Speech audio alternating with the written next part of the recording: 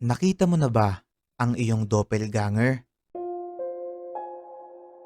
Mga kaibigan, ayon sa statistics ay nasa humigit kumulang 8 billion na tao ang nandito sa ating mundo. Pinaniniwalaan ng mga scientist na ang bawat tao raw ay mayroong 6 hanggang 9 na kamukhang kamukha niya dito sa mundo. Pag sinabi nating kamukhang kamuka, ibig sabihin kasing tangkad, kasing kulay, parehas ng timbang, kapareho ng pananalita at minsan pa nga ay parehas din sila ng ugali. Ngayon mga kaibigan, alam nyo ba na noong unang panahon ay meron silang tinatawag na doppelganger o doppelganger? Ito ay isang German word na ang ibig sabihin sa Ingles ay double walker.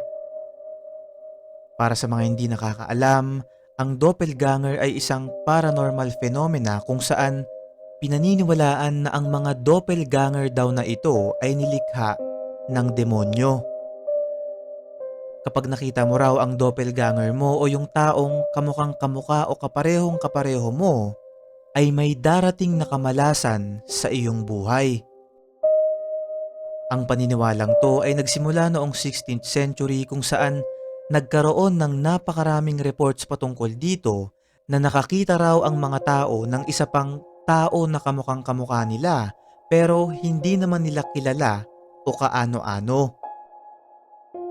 Dito sa Pilipinas ay marami ding ganyang kwento lalo na yung mga nasa probinsya at ang nakakakilabot pa dito ayon mismo sa mga nakaranas na ng ganito ay kapag nakita mo raw ang doppelganger mo ay agad-agad mo itong layuan sapagkat ikaw ay papatayin nito at siya na ang papalit sa iyong buhay.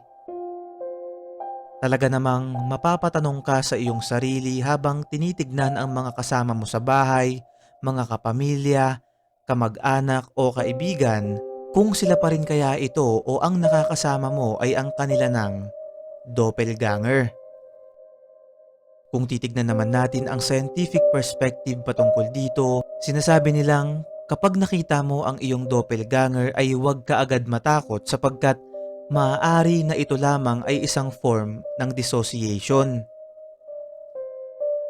Ang dissociation ayon sa American Psychiatric Association ay isang mental process kung saan nagkakaroon ng break sa iyong utak na dahilan upang ikaw ay mawala sa iyong sarili sa saglit na panahon. Kapag nakakaranas ka nito ay hindi mo alam ang iyong ginagawa at may mga pagkakataon rin kung saan nakakakita ka ng mga bagay o tao na gawa-gawa lamang ng iyong isip. Ngayon mga kaibigan, ang paliwanag na to gaya nga ng sabi ko kanina ay mula sa isang scientific perspective. Hindi pa rin natin pwedeng isara ang ating isip sa kung ano talaga ang misteryo at hiwagang bumabalot patungkol sa usaping ito sapagkat marami dyan ang nakaranas na nito at kayang magpatunay na ang doppelganger ay totoo. Ikaw kaibigan, nakita mo na ba ang iyong doppelganger? I-comment mo sa baba ang iyong karanasan at magkakasama natin itong pag-usapan. Ano't ano pa man mga kaibigan ay wala pa ring sino man sa atin ang nakakaalam kung totoo ba to o hindi. Kaya nga sa atin ito lang ay isang hiwaga.